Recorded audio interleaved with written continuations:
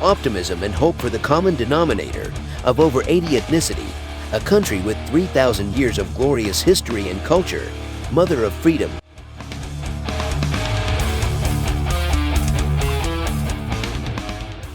Ethiopia.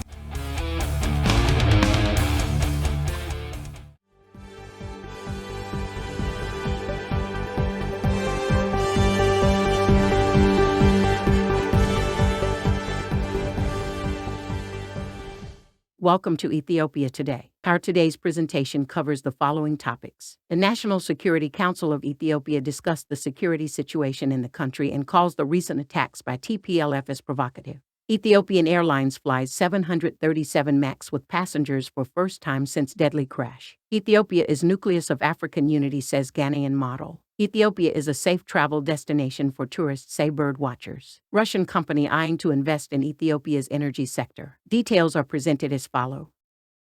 The National Security Council of Ethiopia discussed the security situation in the country and calls the TPLF's recent attacks as provocative. The National Security Council, headed by Prime Minister Abiy Ahmed, had an evaluative meeting regarding the security situation in the country. According to a report by Fana Broadcasting Corporation, the council evaluated it based on recent experiences, especially with TPLF incursions and the activities of its supporters. The current situation of TPLF and what should be done next to ensure that it does not pose a threat is discussed. The kind of measures that the government is intending to take and when they will be implemented not yet disclosed. The TPLF renewed attack in the Afar region, which already displaced over 220,000 residents from the region, has been making news recently. The council called TPLF's military operation in the Afar region as provocation. Furthermore, the council discussed and evaluated armed groups in Ethiopia that are said to be working in coordination with TPLF and other terrorist groups. Armed wing of Oromo Liberation Front OLF Shani operating in Oromia evaluated Al-Shabaab and ISIS as agenda items during the discussion, according to the report on FBC. In that regard, relations with neighboring countries from the point of view of security was also discussed. Temesgen Turne, director of National Information and Security Services, told Fana Broadcasting Corporate that terrorist elements sneak to neighboring countries following a security operation by government.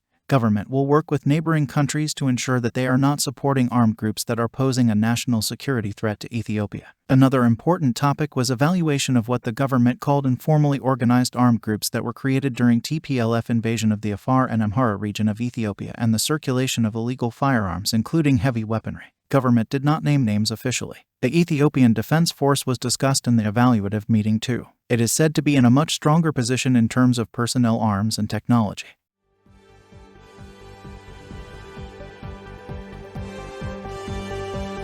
Ethiopian Airlines flies 737 MAX with passengers for first time since deadly crash. Ethiopian Airlines flew passengers on a Boeing 737 MAX plane on Tuesday, but opinions are divided on its first flight using the model since a crash nearly 3 years ago forced regulators to ground the fleet globally. In March 2019, a flight to Nairobi crashed in a field 6 minutes after takeoff from capital Addis Ababa, killing all 157 passengers and crew. The accident followed another incident 5 months earlier when the same model crashed in Indonesia, killing 189 people. The accidents exposed a problem with a system on the plane, and the model was grounded worldwide, costing Boeing some $20 billion and prompting court cases that exposed shortcomings with the certification process. Tuesday's demonstration flight had journalists, diplomats, and officials on board and was initially scheduled to reach neighboring Kenya but remained within Ethiopia due to poor weather, according to officials on board. While Airborne Acting Chief Executive Officer Essayas Woldemariam told reporters that commercial flights would resume after the demonstration.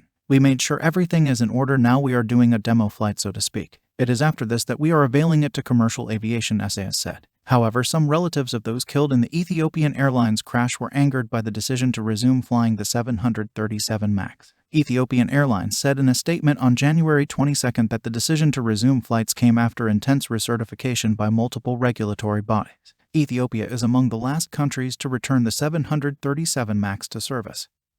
It is already flying in the United States, Europe, China, Australia, Japan, and Indonesia. We have taken enough time to monitor the design modification work and the more than 20 months of rigorous rectification process. Our pilots, engineers, aircraft technicians, cabin crew are confident of the safety of the fleet, said the CEO of Ethiopian Tewolde Gebremariam in his last month statement.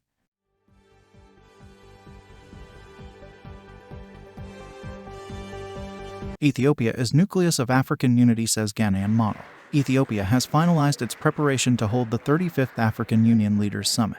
holding such a continental meeting by defeating internal traitors and fighting anti-peace elements that aspire to see weakened Ethiopia and working day in day out to realize their sensible wish is a great success to the nation. The upcoming summit is a true indication that Ethiopia's current situation is peaceful, and it also signals the country is built upon a strong foundation. Not only that, the meeting will convey important message to the whole world that Ethiopia has won a diplomatic battle and its strong diplomatic position in African soil is intact. Holding the 35th African Leaders Summit here in Addis Ababa has created confusion among its enemies and became an insignia of peace and stability to its friends. The willingness of African leaders to conduct the meeting in Ethiopia is a true sign that the seed of Pan-Africanism is bearing fruits. There were several attempts to stop the meeting from being conducted in Ethiopia. However, true African children have shown their commitment by siding with Ethiopia. Despite all the pressures, they have preferred to hold the meeting in a nation that has paid all sacrifice for the sake of freedom and fought colonialism. As a land that stood firmly for African unity and played a key role for Pan-Africanism, Ethiopia has a special place in the heart of almost all African leaders, their peoples, as well as black people across the world.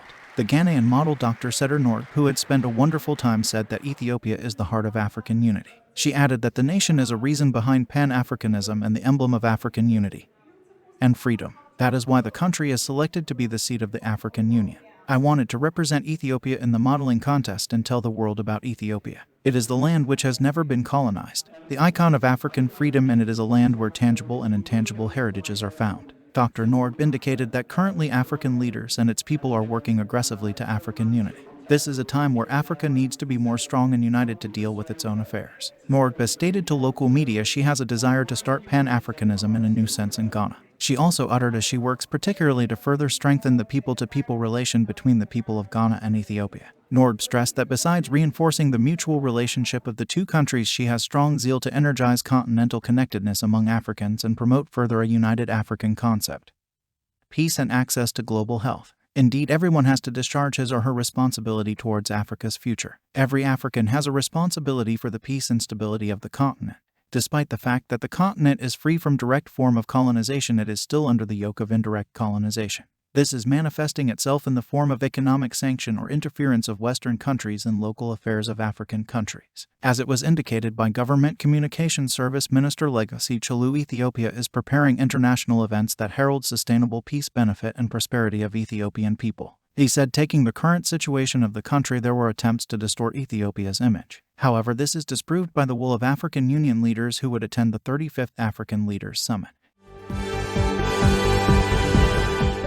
Ethiopia is a safe travel destination for tourists, say bird watchers. Despite the Western media unsubstantiated news, Ethiopia is a safe travel destination for tourists according to Czech bird watchers who are on tour in Ethiopia. A 15 member of the Czech Society for Ornithology is currently visiting different bird sites across Ethiopia. The Czech Society for Ornithology, with members of more than 5,000, is a non-governmental organization uniting bird watchers, nature lovers, amateurs, and professionals interested in the research and protection of birds. Tomas Poyer, one of the members of the group, said that they have traveled hundreds of kilometers and watched lots of different places and people in Ethiopia. And yet we have not seen problem of any kind, he added. He said that the country is very safe for tourists, and he is not expecting any problem during his stay in Ethiopia. Ethiopia is a rich country to see different types of birds which we don't see in Europe and Czech Republic, Poyer added. As a member of Czech Society for Ornithology, he urged other members to come and visit this country without worries. Dr. Miroslav Kapik from the Institute of Vertebrate Biology, Czech Academy of Sciences, on his part, said all 15 members of the society are visiting Ethiopia for the first time. Regarding the safety and security of the country for tourists, though some international media said otherwise, the group members are surprised that Ethiopia is a safe country for tourists with hospitable people. According to him, Ethiopia is a great country for wildlife diversity, variety of habitat, and many species of animals, including the endemics to Ethiopia. When we go back to Czech Republic, we will promote the safety, the hospitality, and the beautiful culture of Ethiopia, as well as its countryside and religions, to the people of Czech in order to encourage them visit the country, he added. Upon the completion of the visit, the group members will write articles about the journey and post different bird pictures to help society members know more about Ethiopia. Joseph Nojichka, representative of Primarov Travel Agency who brings the bird watchers to Ethiopia, said another team of Czech bird watchers will come next November. Czech Republic ambassador to Ethiopia Pavel Mikes, on his part, said the tourists managed to travel to Ethiopia considering the fact that Ethiopia is a safe country to be visited. He said bird watching is a special kind of tourism that some European tourists are very much interested in. With nearly 900 different bird varieties and some endemic, Ethiopia has a great potential for the sector, according to him. "I know that the government of Ethiopia is doing a lot to increase tourists," he said. "If more medium-sized hotels are built in various places of tourist attraction," the ambassador expressed his belief that there would be a big potential of attracting European tourists to Ethiopia. Over the next 2 weeks, the group will visit various parts of the country, including the Awash National Park and different topographies of the country. Russian company eyeing to invest in Ethiopia's energy sector. Major energy company of Russia keen to invest in Ethiopia, according to the Ministry of Foreign Affairs. The ministry disclosed that one of the major energy companies in Russia, Energy Solutions Electro-Technical Holding Company (ERSO), has shown interest to invest in the energy sectors of Ethiopia. Ethiopian Embassy in Russia has briefed investment opportunities in the energy sector in Ethiopia for company's management recently that led by Mr. Goran Malbasic. The Ethiopian Embassy and the Russian Federation had a very fruitful and productive discussion yesterday with Goran Malbasic, CEO of ERSO Energy Solutions Electro-Technical Holding Company with global presence on investment opportunities in the energy sector, ministry said. ERSO is one of the most respected company having 100 years of service in the energy industry, excel in specialized supplies, servicing and exporting of high, medium and low voltage power generation, distribution and transmission equipment, which include distribution transformers, power reactors and renewable energy solution, according to the ministry. The company's profile states that ERSO is a diversified integrated company focused on complex equipment and implementation of new construction projects, reconstruction and modernization of energy facilities. The group of companies includes 4 production sites and its own design and research institutes, a design office, service and testing centers. It is recalled that the government of Ethiopia and Russia has signed deal a few years ago to develop nuclear energy for Ethiopia to be used for medical and other non-military applications. Thanks for staying with us. If you enjoyed our presentation, give us a like and share to your social contacts. And also don't forget to subscribe and tap on the notification bell if this is your first time. Please also check on our collection of favorites on the description section below. See you on our next video. Many thanks. May God bless Ethiopia and its people.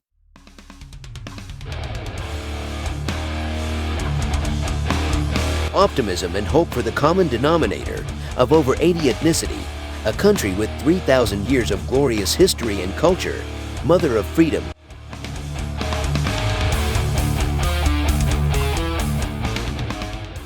Ethiopia